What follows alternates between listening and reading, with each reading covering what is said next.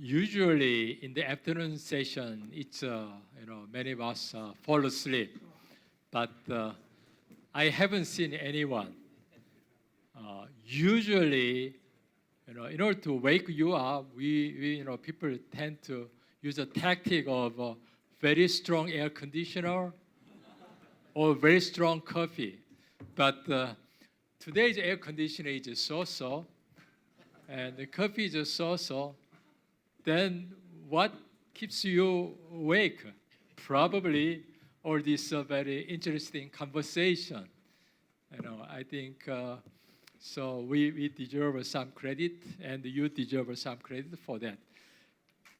But I don't feel like to step between our dinner time. That's going to start after 6, having a speech by Steve Miller, and I think as we are awaiting this great dinner and great speech by Steve Miller is awaiting, I will cut short at our this session at the 6 o'clock sharp.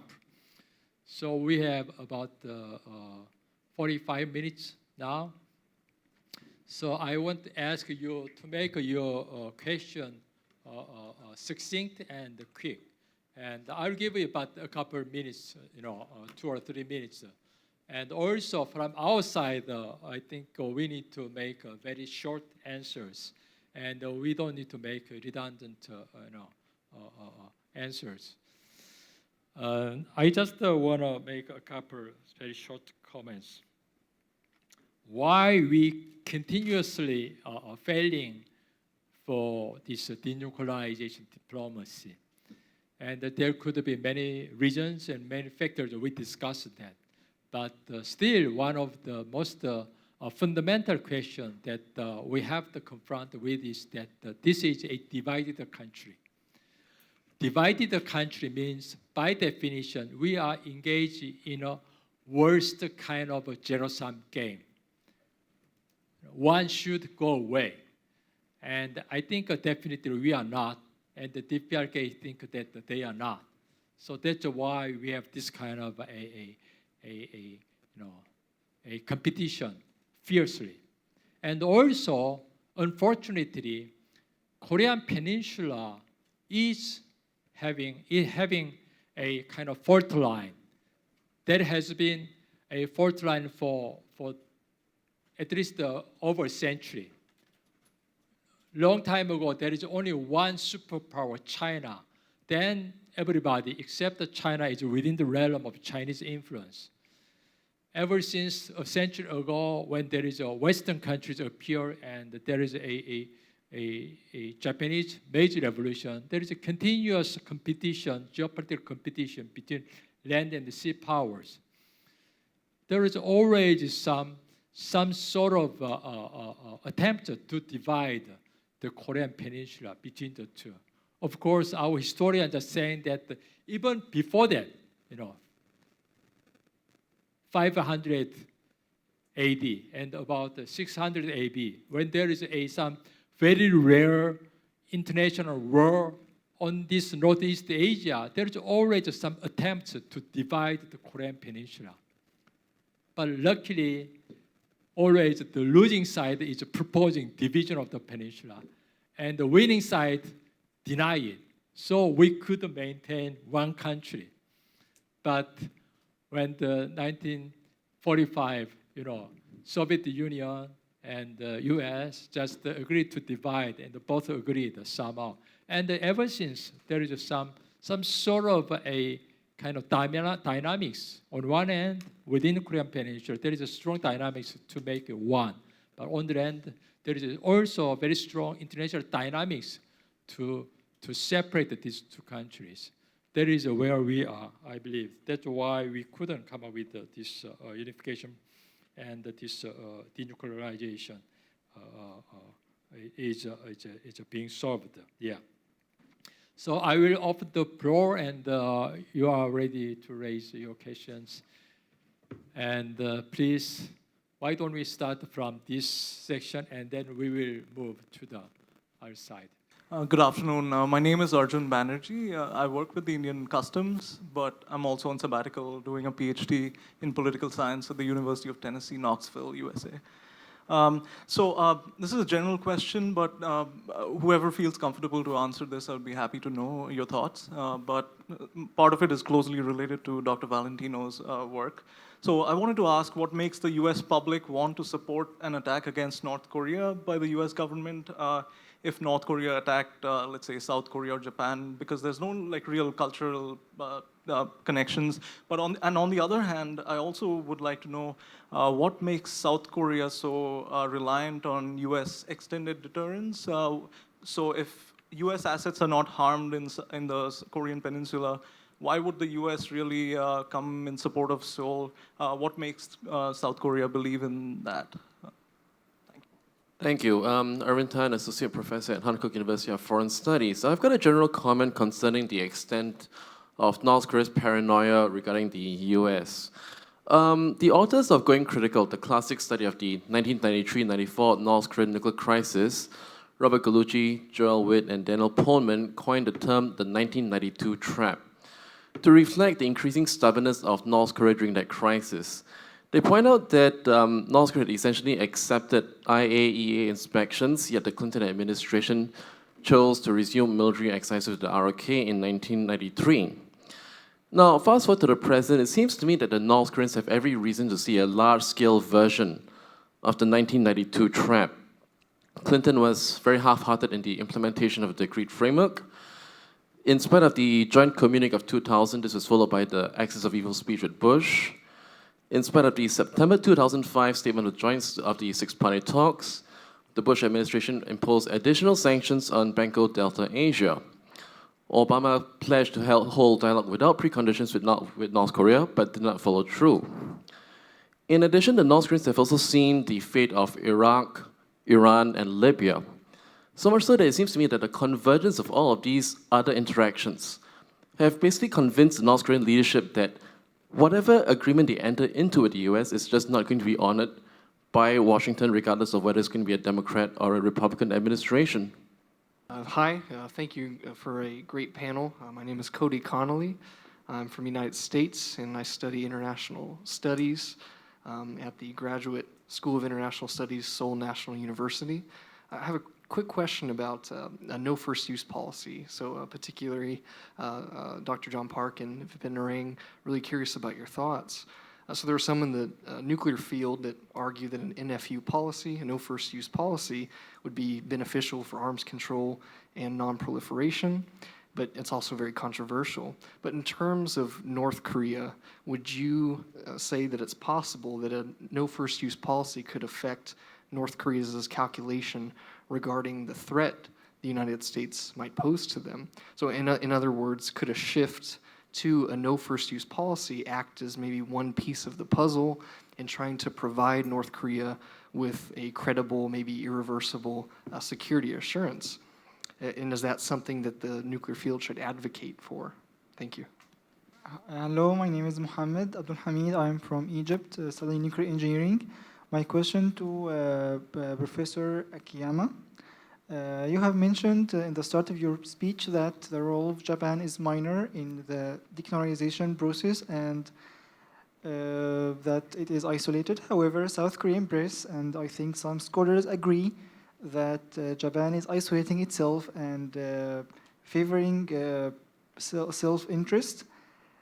So what do you think about this argument? Why this discrepancy has appeared? What are the reasons? Is it a misinformed public opinion? Thank you. Hi, my name is Marvin Jung from the Seongshin Women's University, and I major in the Japanese language and literature. I'm an undergraduate student. I have a question to the Professor Nobusama Akiyama.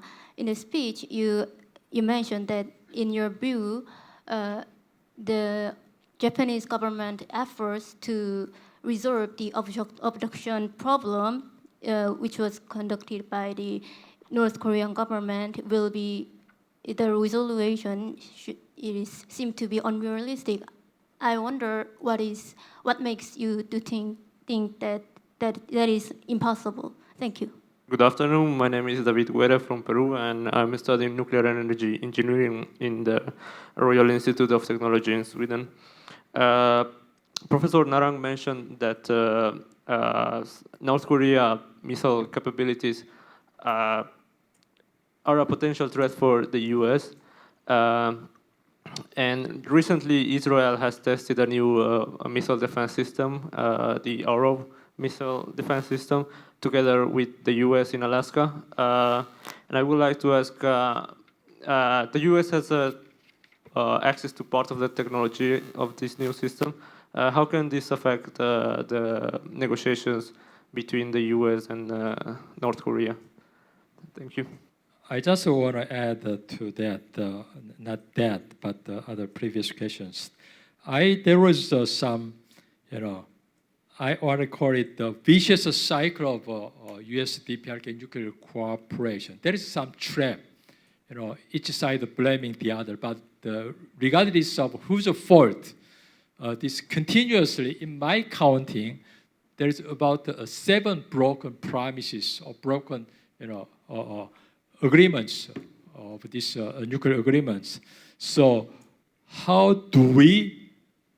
what should we do not to repeat such a mistake? How do we do?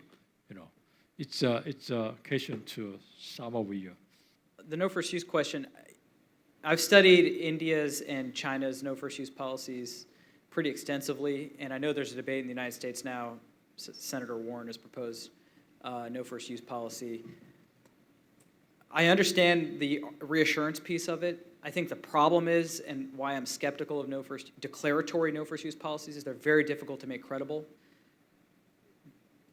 Specifically in the United States' case, I think it's almost impossible to convince adversaries that when in a crisis or a conflict, unless you tie your hands physically with your posture, which is also very difficult to do, it's very difficult to make it credible, and so your adversaries won't believe a no first use pledge. And because of our extended deterrence commitments, I worry that our allies actually will. And so Japan and South Korea will worry about whether we will come to their defense in the event of a conventional attack. And that might spur their consideration of developing their own nuclear weapons. So the bottom line, the tagline for me, I think, or the Sports Center version is no first use declaratory policy by itself. Your adversaries won't believe it, but your allies will. And the things you need to do to make it credible with your posture, at least in the US case, I just don't think there's anything we could really do. Even getting rid of the ICBM leg, forget de-alerting the ICBM leg, we still have the SLBMs, and they're very responsive. And so it'd be very difficult, I think, to reassure North Korea that in a crisis or a conflict, we would be bound by no first use pledge. It's the same reason why the United States, I think, has questions about the absoluteness of the Chinese no first use policy, the same argument the Indians make. The Indians themselves, the Indians don't believe their own no first use policy. So I think it's very difficult to make, in practice, credible. On missile defenses, there's you'll hear the argument in the U.S. that missile defenses don't work. That's not entirely true. As you pointed out, regional and theater missile defenses are getting quite good at certain ranges of ballistic missile targets. So short-range ballistic missiles, medium-range ballistic missiles, Patriot, Arrow, THAAD, Aegis Ashore, Aegis are decently effective. Against ICBM-class targets, though, American GBIs are still operating. I think the historical success rate in simulated conditions is roughly, now it's up to about 59%. Not 97%, not 80%, which means in order to get 97 or 98% effectiveness against a single incoming target, our ground-based interceptors we assign 4 GBIs per incoming target, which makes a lot of assumptions. One, that our simulated tests will accurately reflect a live engagement, and that your hit-to-kill probabilities are independent of each other, and that you can do a shoot-look-shoot sequence with your ground-based interceptors, which may or may not be the case. But the problem is, even all that aside, what we're seeing with regional actors, and particularly North Korea, is that they're investing a lot in developing capabilities that are designed specifically to defeat missile defenses. So short-range ballistic missiles that have in-flight maneuvering are very difficult to engage. Low apogee targets are very difficult to engage. And that's exactly what we're seeing North Korea develop in the short-range systems. And those will eventually show up in the medium-range systems. So all these classes where we have effective missile defenses are increasingly generating and incentivizing regional actors to develop measures to defeat them. And with the ICBM class targets, our ground-based interceptors or ground-based missile defense is nowhere near as effective as I think the general public has got and bed and believe. And certainly President Trump may believe they're a lot more effective than they actually are. And I think in the offense-defense balance with all of this, it is cheaper to develop countermeasures than it is to develop missile defenses that work reliably. So the balance is inherently against defenses working in this particular case at any class, from short to ICBM range targets. So what Vipin said, the part that I wanted to add, very, very detailed response, is that very recently North Korea stated they have a no first use policy. They've been saying that in Track 1.5 gatherings, and there's a call now for Track 1.5 dialogue specifically to talk about North Korean doctrine, nuclear doctrine. And the model that is emphasized a lot is a US-Soviet model early on in the Cold War, as the Soviet Union had greater and greater nuclear capabilities. And so I think, to your question about no first use, certainly it's from the side trying to engage North Korea, but as North Korea has been making some statements, what is a nuclear doctrine related to that is a big question that I think we're going to be engaging going forward. I just want to add one word.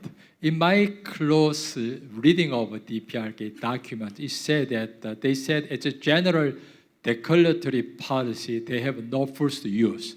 But when they talk about the specific countries like South Korea and the US, they say that South Korea and the US already engage in a hostile actions using nuclear weapons against the DPRK. So they are using that as an excuse to have a right to have any preemptive strike against South Korea. That they said that it's already some established situations. So some people say DPRK has China-like no first use policy. That's fine as a declarative policy. But aiming at the South Korea and the U.S., they say that there is already hostile actions with the nuclear weapons. So DPRK has all the right to engage in a preemptive strike against South Korea. That is what, in my close reading, shows. I was going to respond to Arjun's question about what's at the heart of the public's continued support for the US-RK alliance in the United States. And I can say if you ask that to the elites who support that alliance, they'll give you lots of reasons that would make sense. We're worried about a runaway chain reaction of nuclear proliferation if we withdraw. We need these bases to project power in the region against China. If we abandon the alliance with South Korea, other allies would doubt our commitments, and that list goes on and on. I don't have the sense that the public really understands why they support this. They know South Korea has been an ally for decades and decades, and I think that it just seems strange to them that we might abandon that alliance. And as you could see in one of those polls that I showed, the support for intervening to protect South Korea remains extremely high, despite the fact that Donald Trump came into office questioning the usefulness of that alliance and alliances basically all of our partners. It's been one area where I think he really hasn't made a dent in even in Republican views. They're still very strongly in favor of all our international alliances, and if anything, Trump's support for the proposition of pulling back from international alliances has backfired among Democrats, who are now more strongly in favor of NATO and the alliance with Japan and South Korea than they were before Trump took office. So these attitudes seem to be surprisingly resilient, although I would say I think I'm not sure myself what they're really based on. I always do this exercise with my students. where I asked them, imagine we didn't have an alliance with South Korea today, and North Korea is producing nuclear weapons. Should we move 30,000 troops into South Korea at the risk of starting a nuclear war in which the United States could be targeted? How many of you would approve of such a new alliance? And none of them would. The alliance itself, I think, has gathered momentum of its own for the American public. And so far, that has sustained the alliance, despite, I think, elites having other reasons for wanting it to go along. But that ought to worry those of us who do support the alliance that it might someday come crumbling down. Thank you. I think I got two questions. One is about, is Japan isolated? First of all, I would like to see the kind of cool down between Japan and ROK. And so I'm not going to, I don't really want to comment on kind of harsh words, and I just want to analyze the situation, right? So I don't think Japan is isolated, and can't be isolated from U.S. standpoint and a South Korean standpoint. So I really hope that the situation will go back to normalcy. But at the same time, if it's really difficult to have a normal relationship between Japan and ROK for the time being, then there may be some wisdom. For example, we should put the issue into the ICJ. Particularly, Japan. What Japan claims is that the South Korean government ignores the Vienna Convention of the Vienna Convention of the law of treaties. Article 27 said they cannot justify the failure to implement the treaty because of the law, and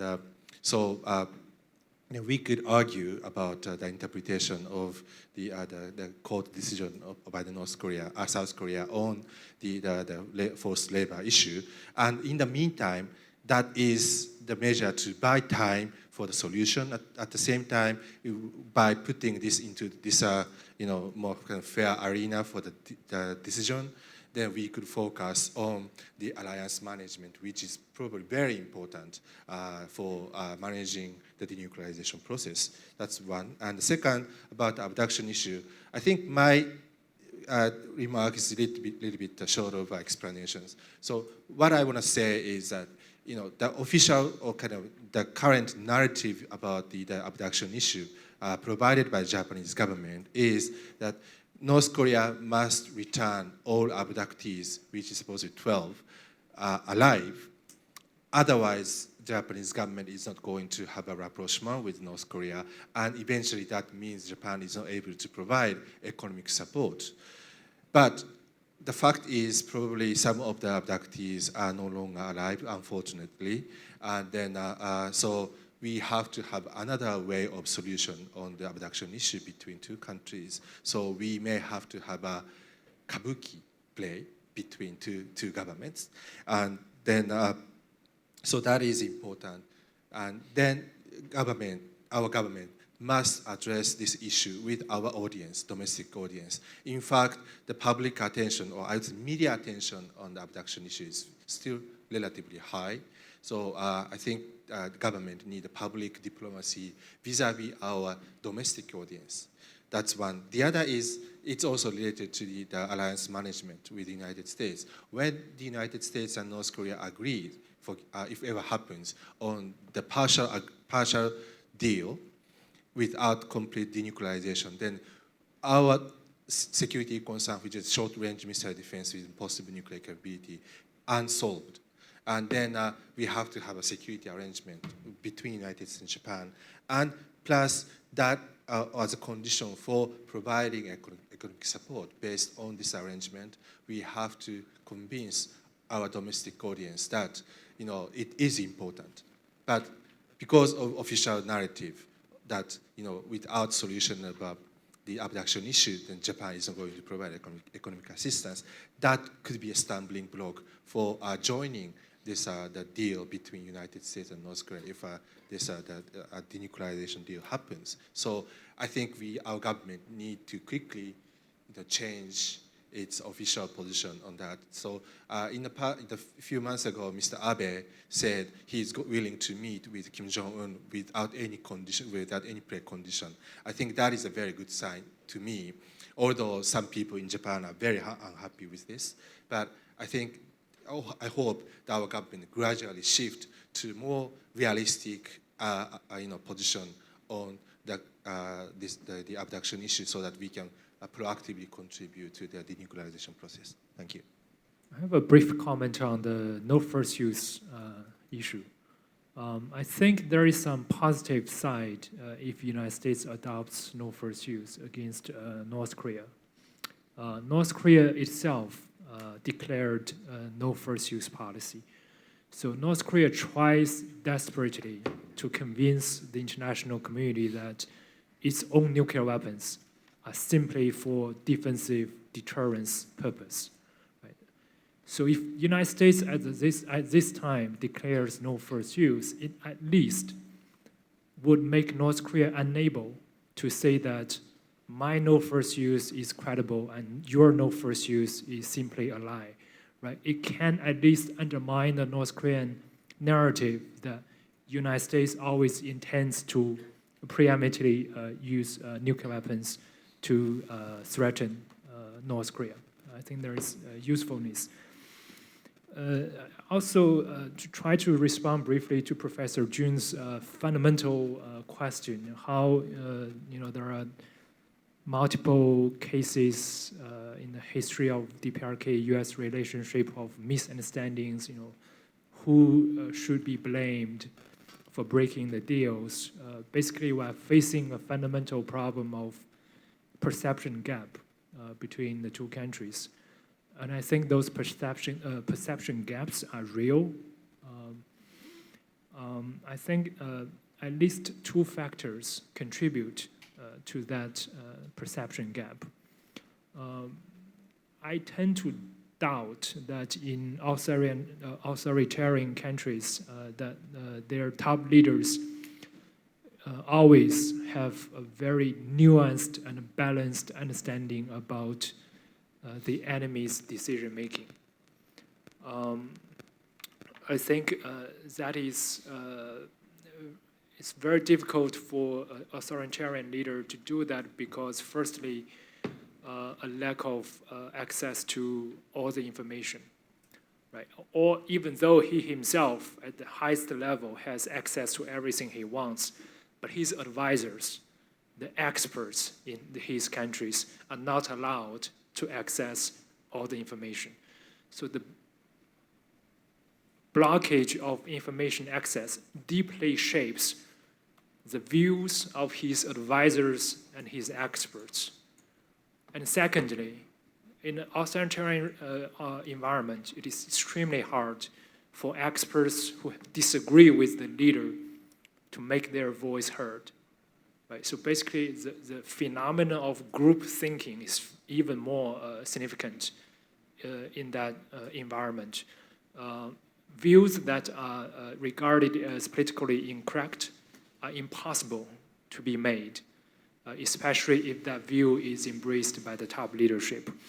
So it's more likely for authoritarian leader to have very biased understanding about the objective behind the enemy country's decision. I would just make one example because I live in China. I observe the Chinese perception, which is interesting. As I said, China is a semi-open society, but still, in the case of US-China dispute, we knew that per the request of United States, Canada arrested the CFO of Huawei, Ms. Bong-Geun, and which caused a major dispute between China, Canada, and China-United States. From the US perspective, the arrestment was purely based on the justice system, the prosecution of that accusation of Ms. Meng committing a serious financial crime. But in China, all the experts completely dismiss that argument, and they simply don't believe there is independent justice system in a country, because China doesn't have one. So it's hard for them to understand how the justice system can act independent from political influence. So they all agree firmly that this is a political act to go after Huawei as a leading Chinese company. So that shows, it's extremely hard to bridge the perception gap if you do not have free access to information and an environment for free debate. So going forward, as long as North Korea remains an authoritarian country, I think it's very hard to overcome this fundamental challenge. And therefore, I think we really need to work on changing how North Koreans think by engaging them and try to making them easier to interact with the outside world rather than harder. Thank you. Since we have very limited time, I'm going to summarize or repeat what was questioned and answered. I just want to get to the another round of questions on this third aisle. Please begin with Scott Sagan, and we'll move backward, please. I have a question for Professor Jun, even though you're the chair, and for Professor Akiyama.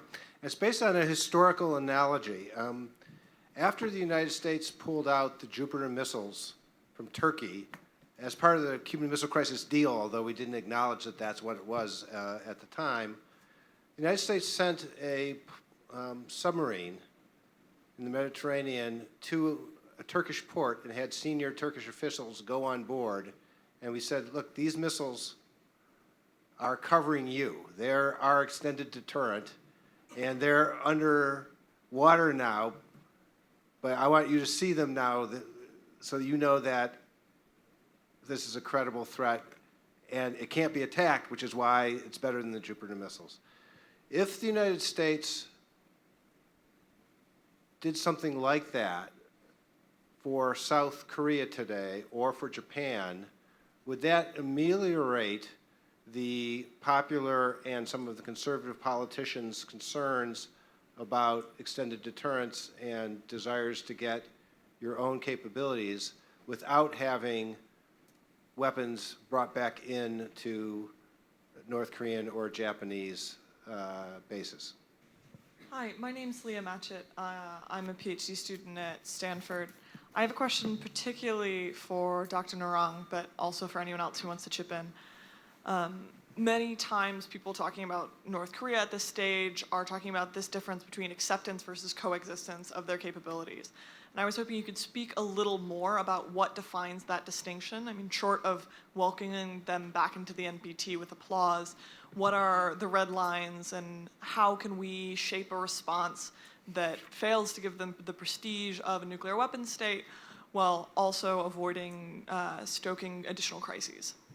Sorry, sorry to interrupt, but regarding the Professor Sagan's question on the sort of reassurance activities, demonstration to reassure, I think certainly it is helpful, but at the same time, what the now security experts are concerned about, particularly about actually China's threats, is more about the sort of missing piece in escalation ladder.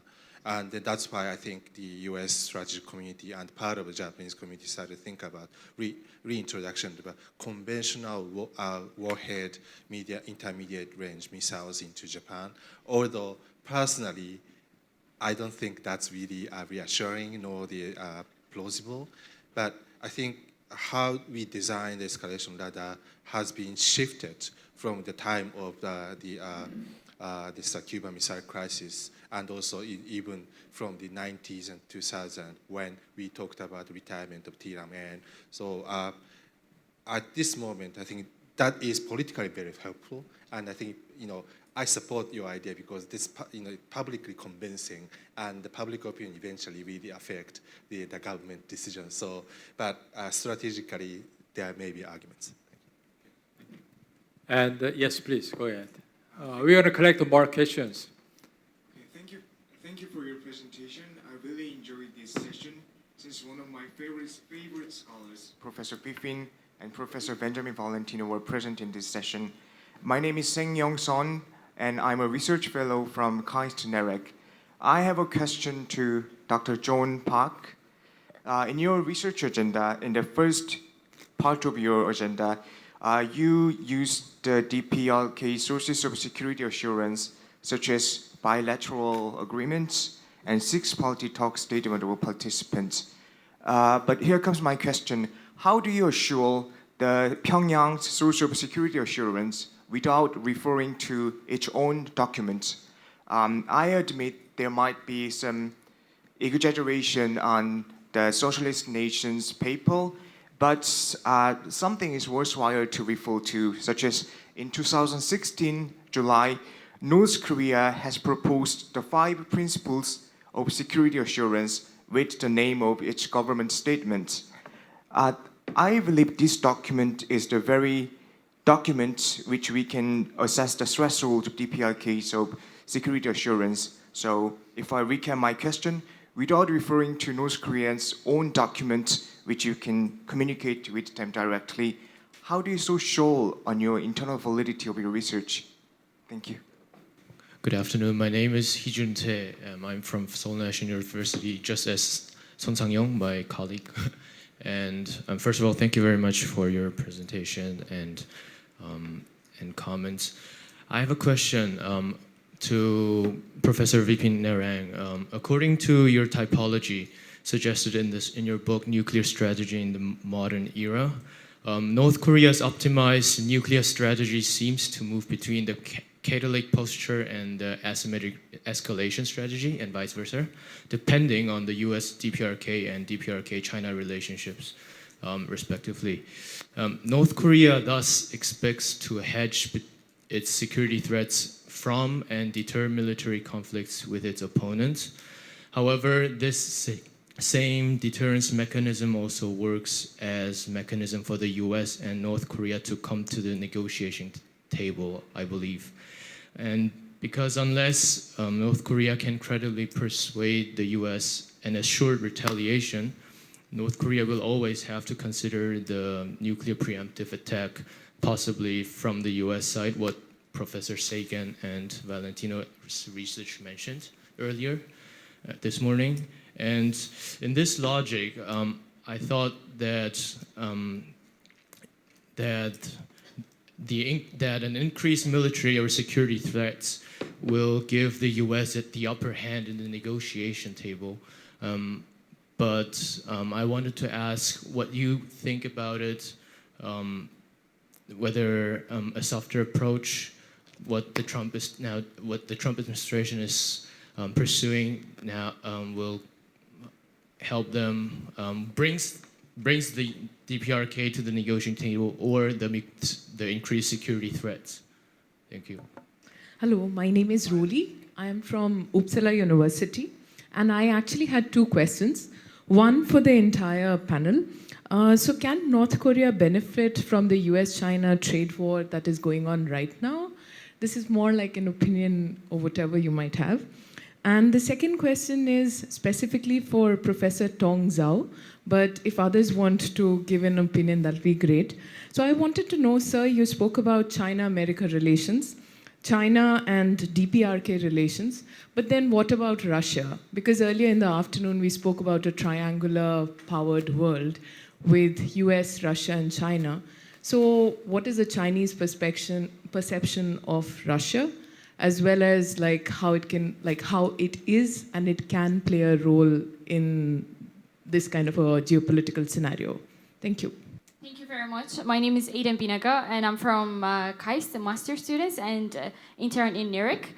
I have 2 questions. My first question is, are there any further strategy of stabilizing the posture of North Korea for the fact that on Professor Benjamin's presentation, if the United States does not accomplish its goals regarding North Korea with economic and diplomatic efforts, would you favor or oppose using military action against North Korea? And a favor of 46 and an oppose of 45% was given. So according to that, if in a state of military action or negotiation, are there any further strategy of stabilizing the posture of North Korea? And my second question is, what do you think about the U.S. government widespread of lose of faith that North Korea leader Kim can't make a deal to end its nuclear weapons program? After the summit in June 2018 in Singapore, when Trump was asked that if he trusts Kim, he says, I do, but the U.S. government's widespread of lose of faith that they won't believe in that. So what's your comment? Thank you very much. I just using my privilege as a moderator, I just want to ask a question to Scott Sagan. You wrote decades ago why countries go nuclear, and you come up with 3 basic reasons, if my memory is correct. Security, politics, prestige. I think there is a very much to the point, so I recommend to read. I recommend those articles to my students to read. And I think that's, in my view, exactly explaining why DPRK is going nuclear. Then if this explanation is really to the point, how can we expect that DPRK give up the weapons? Because this security politics practice is wonderfully working for the DPRK with the nuclear weapons. So are there any chances of making them to give up the weapons? And I can answer, but you guys answer your first. Yes. So we're going to, and please start with. Sure. If I can start regarding the excellent question about sources, there are 3 key sources. The first are former negotiators with the North Koreans.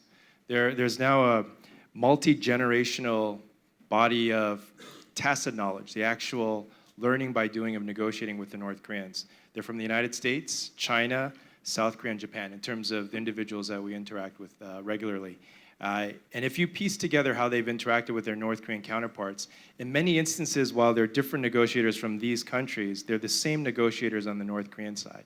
Now, granted, what they say in their opening statements are pretty standard, propaganda and other things, but the course of many, many rounds, that's what we piece together. So to give you an example, I would argue one of the most comprehensive agreements with the North Koreans was conducted by the Japanese in what is called the Pyongyang Declaration. It is a very comprehensive package deal with the idea of incrementally phased and the idea of having different indicators and metrics and all of those things. It largely fell apart because of the abduction issue and how that didn't go according to the way both sides thought it would. The second source is Track 1.5 dialogues, particularly with government think tank analysts in the region. Having government officials, current and former, in these dialogues is a necessary condition, but it's not sufficient. There are a lot of Track 1.5 dialogues that don't really get to the core issues. But these ones, I think, have been helpful, particularly on the Chinese side, because on the Chinese government think tank analyst side, in many instances on US-China dialogues on North Korea, almost all of the Chinese analysts are what are called Americanists. They view the US-China relationship with a lot of detail, but the North Korea experts really aren't involved in those dialogues. And there are experts within the Chinese government think tank community, but they're very uncommon in terms of their interaction in these dialogues. The third, and this is, I think, a very interesting, a very rich area, the Woodrow Wilson Center has something, the Cold War International History Project. They have translated a lot of declassified documents, diplomatic cables, with the various Eastern European bloc embassies in Pyongyang, and then North Korean diplomatic posts in the former Eastern European bloc countries. And as they piece those together, they get to see the negotiations leading up to the 1961 US-DPRK Soviet Comprehensive Treaty. And then some of these documents also cover the North Korea-China aspect as well. So those are the 3 main. They're not perfect, but I think with that, and this idea of a structured approach, a framework of analysis, you can piece together some of these elements. And as we see the US and North Korea potentially going into a negotiation round on security assurances, having an awareness of this type of experience, lessons learned in this key area, I think that's really important. But my understanding is that's not really a priority right now in terms of getting that type of background information. Thank you. I'll quickly answer some of these questions. Leah, very good question about acceptance versus coexistence. to be somewhat glib, I would say coexistence is accepting a nuclear power with the fiction of eventual elimination. But fictions can be useful. And Washington is allergic to accepting a new nuclear power because of the precedent it sets. But on the other hand, Iran is watching exactly the treatment that North Korea is getting, Kim Jong-un in particular. The Iranian regime is getting threats by tweet, and Kim Jong-un is getting love letters. So even if you say you're not accepting nuclear North Korea, we have de facto recognized that North Korea is a nuclear weapons power. And that's reality, right? So this is the problem when a horse gets out of the barn. But saying that you can coexist is basically accepting the fiction of eventual elimination when in reality you're effectively accepting it. To the gentleman who read my book, thank you. There is a Korean translation of my book. I think Kaida did it, or KIDS. For those, I haven't read it. I don't read Korean, but there's a full translation. They sent me a whole bunch of copies. Asymmetric. So the question there, I guess, there are two separate questions there. One, I do believe North Korea was at a transition point years ago when the relationship with China was uncertain, and there was a possibility it was using the mere existence of the program as a catalytic, kind of as a catalytic strategy, as a bargaining chip against the United States, but also, potentially to coerce China to come to its assistance. I think that those days are gone. I think it's very clearly now an independent nuclear strategy, very clearly identified as an asymmetric escalation strategy. In terms of the military leverage that it may or may not have vis-a-vis the United States, so this is one relationship where North Korea is both nuclear and conventionally inferior to its adversary. In terms of leverage at the bargaining table, I haven't analyzed that myself. I think there are various theories about that. One argument could be by virtue of simply having a nuclear weapons capability, that gives North Korea leverage. On the other hand, the U.S. may believe that because it has nuclear superiority, it has leverage over North Korea. I'm kind of the former view that the U.S. advantage doesn't give it leverage at the table. So I'm not really sure. I don't have a good answer to that question, but it's a good question. I'm going to preempt at least one answer to the question for Scott on theories for why states go nuclear. I'll let him answer himself, but I do think that we have excellent theories for why states might go nuclear. I don't know that we have a theory for why states stay nuclear. And the British case is an interesting one too, right? It was always backstopped by the U.S. The threat dissipated, and the UK has had a long-standing debate about whether it should continue to keep a single Trident on patrol. Like, what does it buy them? The reasons why it acquired nuclear weapons in the first place may not correlate with why it keeps them. I think it keeps them for prestige at this point. But that wasn't why the UK acquired them in the first place. So as time goes on, maybe North Korea is in the phase now where the reasons it acquired nuclear weapons are why it's going to keep it now. But 10 or 20 years from now, it may not be the case. And I don't know that we have good theories for why states stay nuclear at different points along the way. So I'll just respond to that last question from, I believe it was Aiden, about how does the U.S. save face if the negotiations fail. I think that's the critical question here, because I think there are relatively few of us who believe that in any short or medium time period the negotiations will succeed in the sense of anything that the American public will recognize as complete denuclearization. And so then the question, I think, is how do we fail to achieve that? And if the way that happens is via some provocative act by the North, I think it will be really hard for the president to save face without taking some provocative action in return. And everything that he's done and said up until this point will just make it harder for him to sit on his hands in the face of some major escalation on the part of the North. So that's what we want to avoid. I think there can be a situation in which we accept a short-term, stepwise kind of deal that's far from anything we would call denuclearization.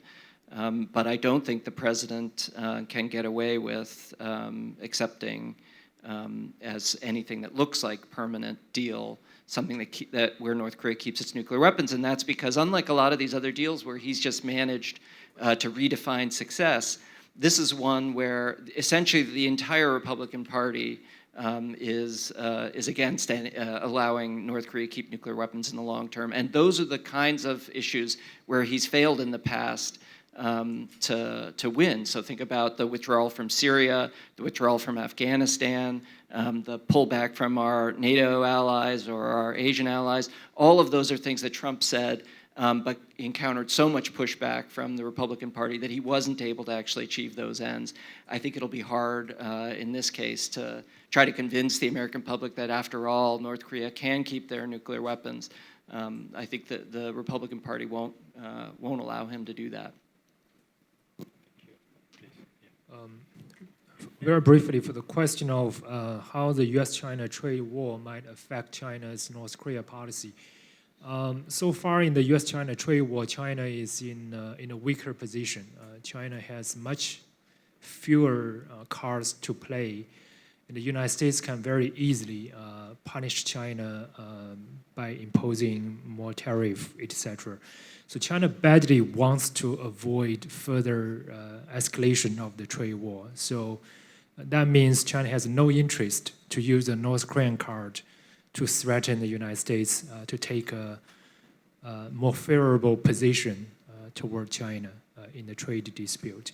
However, if the U.S., if Trump just imposed more tariff on China, and if China believes that the United States is going all in, is imposing all tariff possible anyway, and is also causing problem in Hong Kong, in Taiwan, the U.S. is conducting a comprehensive containment against China, there's a chance that China would say, okay, doesn't matter anymore. We will just cause more trouble by emboldening DPRK and undermining your negotiation, simply to cause more trouble for you as well. So there's a chance to undermine, China can take a harder approach in dealing with DPRK to cause trouble to the United States. Second question, very briefly, how China sees the role of Russia. I think China and Russia have very similar interests. They have very similar perspectives on the North Korean nuclear issue. So I believe China sees Russia as a helpful actor, but not critically important. So it appears that China is taking a more proactive leadership role, and Russia cooperates. Thanks. Thank you. Please. Well, I'll answer your question, but then you have to promise to answer mine at the end about if a submarine made a visit, would that be a helpful thing or a harmful thing? 2 quick points. One on the question of whether the DPRK acquired nuclear weapons because of domestic political incentives, because of prestige, or because of security. I think it's a classic case of the security model playing out. If one state labels 3 countries as an axis of evil and then attacks one of them, it should come to no shock that one of the states not attacked would acquire nuclear weapons to try to deter the country that has such massive conventional superiority. And the basic fact of American massive conventional superiority over North Korea, combined with South Korean conventional superiority, is why I'm both skeptical about North Korea no first use comments, and why I think that North Korea is exceedingly unlikely to give up its nuclear weapons anytime in the near future. It may well give up a portion, and I think it's great that they made the Yongbyon complex as part of a potential deal. It's a deal that I would personally support, but it would have to be labeled as an interim step, which is part of the long-term progress, even though we won't say what the long-term progress is. And that's the last point I wanted to make, is that when you label something as an interim step and say that it does not create a precedent, that is a code word for saying it creates a precedent. If it didn't create a precedent, you wouldn't claim it doesn't set a precedent. But that's exactly why you do it. And of course, the Iranians and the Saudis and others are looking at that and paying close attention. South Koreans, in my view, seem to have quite a high confidence in the U.S. Nuclear umbrella and nuclear extended deterrence. Years ago, when there is a U.S. was in the last year of Obama period, they were considering declaration of no first use. In Japan, that caused a big commotion, but in South Korea, no one talk about it. Because I believe either we have so much high confidence in the U.S. nuclear deterrence with no first use, whatever use, or we have no knowledge at all what's going on there. But it seems that we seem to have some confidence. Japan is a little bit, often they have so rely on the U.S. Security commitment, but they are very doubtful. But in South Korea, we have had a war with together U.S. They seem to be one of the reasons why U.S. will be here. And also about this Korea's nuclear armament by ourselves, I have very doubtful or bring into any tactical nuclear weapons. In South Korea, we have some level of anti-nuclear sentiment, quite widespread. So in 1991, U.S. declared to withdraw their tactical weapons. One, there was a U.S. policy, and also there was quite a widespread anti-nuclear weapon demonstration in Korean Peninsula already. So it was a little bit burdensome to the U.S. government to have that. But in South Korea, if they bring in nuclear weapons, where do they put it? Even our naval base often in Jeju is having big headache in handling demonstration. But if we found that if we learn that any one of the South Korean base has U.S. tactical nuclear weapons, I believe that base could be in a big trouble. They may not be operative, effectively. And also in South Korea, we have, of course, there is about 60% of people are supporting nuclear armament. But in my view, when we had some test years ago that we put the question, instead of saying, do you support the nuclear armament in front of DPRK nuclear threat? Of course, 60-70% say yes. But when we ask a question, do you support the nuclear armament? When we support that, when we have that, we will have a very serious international sanctions like North Korea. Then that goes dramatically go down. So I don't think we believe that the Koreans are 100% fully support the nuclear armament. So I believe that that's my answer to you. And I concluded this session, and I think we are entering new or uncharted territory of denuclearization of Korean Peninsula. Of course, we had entered previously, and we lost in the middle of our journey. But this time we cannot, lose, or we cannot, make any mistake, because already DPRK accumulated nuclear weapons, and security environment is worsening. So I think we have to make success. For that, we need a real confirmation of our conviction on the denuclearization of Korean Peninsula, and also we need all your support and gathering our good strategy or effective strategy to make that happen. I will conclude this session, and thank you very much for our panelists and our audiences who are awake, fully awake for this whole 3-hour session. Let's conclude it. Thank you.